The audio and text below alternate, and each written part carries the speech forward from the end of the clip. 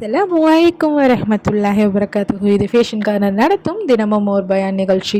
இந்த நிகழ்ச்சியுடைய தொகுப்பாக 25 நபிமார்களுடைய வாழ்க்கை வரலாறு நம்ம பார்த்துட்ருக்கோம்.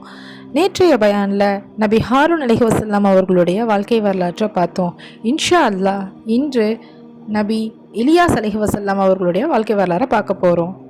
இலியாஸ் நபி அலைஹிவஸல்லம் இவங்க பார்த்தோன்னா பனு இஸ்ராயில் மக்களிலிருந்து வந்த ஒரு பெரிய நபி. அவங்க வாழ்ந்த காலம் பார்த்தோன்னா மூசா அலைஹிவஸல்லம் மற்றும் ஹாரூன் அலைஹிவஸல்லம் அவங்களுக்கு பிறகு. அந்த காலத்தில் பனு இஸ்ராயில் மக்கள் பல பகுதியில் வாழ்ந்து வராங்க. பல வரலாற்று அறிஞர்கள் கூறுறது என்னென்னா, இலியாஸ் அலைஹிவஸல்லம் அவங்க ஹாரூன் அலைஹிவஸல்லம் அவங்களுடைய வம்சத்தில் பிறந்தவங்க அப்படின்னு தான் சொல்கிறாங்க. ஹாரூன் அலைஹிவஸல்லம் அவர்களுடைய 3வது தலைமுறையில் பிறந்தவங்க தான் நபி இலியாஸ் அலைஹிவஸல்லம் அவங்க. இவங்க பெரிய நபிமார்கள் குடும்பத்தில் பிறந்தவங்க. இலியாஸ் அலைஹிவஸல்லம் அவங்க பார்த்தோன்னா மற்றொரு நபியான அல்யாசா அலைஹிவஸல்லம் அவங்களுடைய உறவினராக இருந்தாங்க. பின்னர் இலியாஸ் அலைஹிவஸல்லம் அவங்களுக்கு பிறகு அல்யாசாங்கிறவர் தான் அந்த மக்களுக்கு நபியாக ஆனாங்க. இலியாஸ் அலைஹிவஸல்லம் அவங்க பார்த்தோன்னா ஷாம் சிரியா பகுதியில் வாழ்ந்தாங்க. அந்த பகுதியில் இருந்து தான் ஒரு முக்கிய நகரம் பால்பேக், அதாவது அங்கே ஃபால் என்னும் பெரிய விக்கிரகம் இருந்துச்சு. அந்த விக்கிரகத்தை தான் மக்கள் தெய்வமாக வணங்கினாங்க. அந்த காலத்தில் பார்த்தோன்னா பனு இஸ்ராயல் மக்கள் அல்லாஹ்வை மறந்தாங்க, விக்கிரக வழிபாட்டில் ஈடுபட்டாங்க, பல தீய செயல்களில் இருந்தாங்க. இதனாலேயே இந்த மக்களை நேர்வழிப்படுத்துறதுக்கு அல்லாஹ் இலியாஸ் அலைஹிவஸல்லம் அவங்கள நபியாக அனுப்புனா. நபி அலைஹிஸ்ஸலாம் அவங்க வாழ்ந்த காலத்தில் பனு இஸ்ராயல் மக்கள் நேர்வழியிலிருந்து விலக்கப்பட்டாங்க. அவங்க அல்லாஹ்வை விட்டு பாலுங்கிற பெரிய விக்கிரகத்தை வணங்கினாங்க. அந்த சிலை பார்த்தோன்னா சுமார் 60 அடி உயரம் கொண்டதாகவும் ஒரு பெரிய ஆழத்தில் வைக்கப்பட்டிருக்கு. அதற்காக சுமார் 400 பேர் சேவை செஞ்சாங்க. மக்களை அதை விக்கிரகமே அப்படின்னு சொல்லிட்டு தங்களுக்கு மழை தரும், நோயை குணப்படுத்தும், தேவைகளை நிறைவேற்றும் அப்படின்னு நம்பினாங்க. அவங்க இலியாஸ் அலைஹிஸ்ஸலாம் அவங்க மக்கள்கிட்ட சொன்னாங்க, நீங்கள் அல்லாஹ்வை விட்டு ஃபால் சிலையை வணங்குறீர்களா? அல்லாஹ் தான் உங்களையும் உங்கள் முன்னோர்களையும் படைத்தவன் அப்படின்னு சொல்கிறாங்க. அவங்க மக்களை ஒரே இறைவன் வணங்க அழைக்கிறாங்க, ஆனால் அவங்க மறுக்கிறாங்க. இந்த நாட்டு அரசன் பார்த்தோன்னா அஹப், அவன் விக்கிரக வழிபாட்டை ஆதரிப்பவன். அவன் மனைவி மிகவும் கொடூரமானவள். அவள் நல்ல மனிதர்களை கொல்றவ, நபிமார்களை எதிர்க்கிறவ அவள். இலியாஸ் அலைஹிஸ்ஸலாம் அவங்க அரசன்கிட்ட கூறுறாங்க, விக்கிரகத்தை விட்டு அல்லாஹ்வை வணங்குங்க அப்படிங்கிறாங்க, அநியாயத்தை நிறுத்துங்க அப்படிங்கிறாங்க. அவர் ஒவ்வொரு வெள்ளிக்கிழமையும் அரசனிடம் போய் நல்லுபதேசம் செய்கிறாங்க, ஆனால் மறுக்கிறாங்க. ஆனால் அந்த ஊர் மக்கள் பார்த்தோன்னா இலியாஸ் அலைஹிஸ்ஸலாம் அவங்களுடைய வார்த்தையை கேட்கவே இல்லை, விக்கிரக வழிபாட்டுகளை விட்டுவிடவும் இல்லை. அவங்க இலியாஸ் அலைஹிஸ்ஸலாம் அவங்கள துன்புறுத்த ஆரம்பிக்கிறாங்க. அரசன் இலியாஸ் அலைஹிஸ்ஸலாம் அவங்கள கொல்ல திட்டமிடுறான். அதனால் இலியாஸ் அலைஹிஸ்ஸலாம் அவங்க நகரத்தை விட்டு மலைப்பகுதிக்கு செல்கிறாங்க. அவங்க அங்கேயே 7 வருடங்கள் வாழ்ந்தாங்க. நபி பார்த்தோன்னா பல ஆண்டு மக்களை நேர்வழிக்கு அழைச்சாங்க. அவங்க மக்கள் என்ன கூறினாங்கன்னா, அல்லாஹ்வை மட்டும் வணங்குங்க, விக்கிரகங்களை விட்டு விடுங்க, பாவத்தை விட்டு விடுங்கன்னு சொல்கிறாங்க அல்லாஹ் மக்கள்கிட்ட. ஆனால் அந்த மக்கள் அந்த வார்த்தையை கேட்கவே இல்லை. அவங்க தொடர்ந்து பால் விக்கிரகத்தையே வணங்க தொடங்கிட்டு இருந்தாங்க. அப்போ மக்களின் பிடிவாதத்தை பார்த்த இலியாஸ் அலைஹிஸ்ஸலாம் ரொம்ப வருந்தி அல்லாஹ்ட்ட ஒரு துவா செஞ்சாங்க.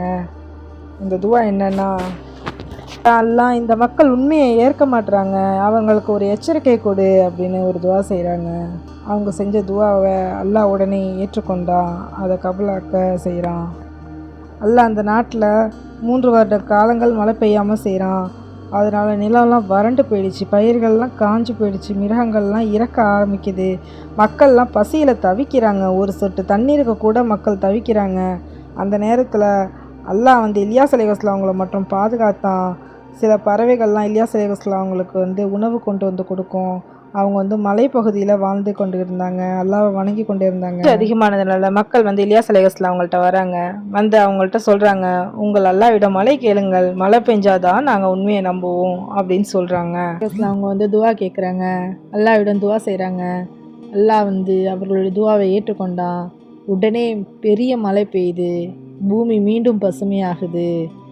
ஆனால் மழை பெய்த பிறகும் அந்த மக்கள் தங்கள் வாக்குறுதியை காப்பாற்றலை. அவங்க மீண்டும் விக்கிரக வழிபாட்டுக்கு திரும்புகிறாங்க. அதனால் இலியாஸ் அலைஹிஸ்ஸலாம் மிகவும் மனவேதனை அடைகிறாங்க. அதுக்கு இலியாஸ் அலைஹிஸ்ஸலாம் அவங்க அல்லாஹ்விடம் துவா செய்கிறாங்க, இந்த மக்கள் திருந்த மாட்டாங்க, நான் இவர்களோட இனி வாழ விரும்பலை, என்னை உன்னிடமே அழைத்துக்கொள் அப்படின்னு அவங்க மிகவும் மனவேதனை அடைஞ்சு அவங்க அல்லாஹ்வை நினச்சி அழுகுறாங்க. ஒரு நாள் ஒரு ஒளி நிறைந்த குதிரை வருது. அதில் இலியாஸ் அலைஹிஸ்ஸலாம் அவங்க வந்து ஏறி செல்கிறாங்க. அவங்களுடைய மேலாடைய அலைசா அலைஹிஸ்ஸலாம் அவங்களுடைய தோளில் போட்டாங்க. இதன் மூலம் அவரை தங்களுடைய பிரதிநிதியாக, அதாவது அடுத்த நபியாக நியமித்தாங்க. இலியாஸ் அலைஹிஸ்ஸலாங்களுக்கு பிறகு அலியாஸ் அலைஹிஸ்ஸலாம் அவங்க வந்து பனி இஸ்ரேல் மக்களை நேர்வழிக்கு அழைக்கும் பணியை தொடர்றாங்க. அவர்களும் மக்களும் அல்லாவை வணங்க சொல்கிறாங்க, பாவங்களை விட்டு விலகி செல்ல சொல்கிறாங்க. இலியாஸ் அலைஹிஸ்ஸலாம் அவர்களுடைய மறைவு பற்றி 2 கருத்துக்கள் உள்ளன.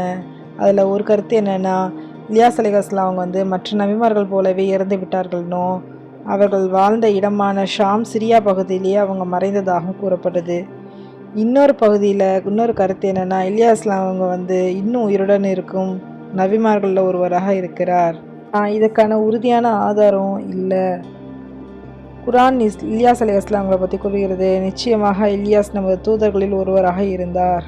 இலியாஸ் அலைஹிஸ்ஸலாம் அவர்களுடைய வாழ்க்கையை நமக்கு கற்றுக் கொடுக்குற பாடம் என்னென்னா, உண்மை சொல்லும் நபிமார்கள் எப்போதும் பொறுமையாக இருப்பாங்க. மக்கள் மறுத்தாலும் அவர்கள் மார்க்கத்தை போதிப்பதை நிறுத்த மாட்டாங்க.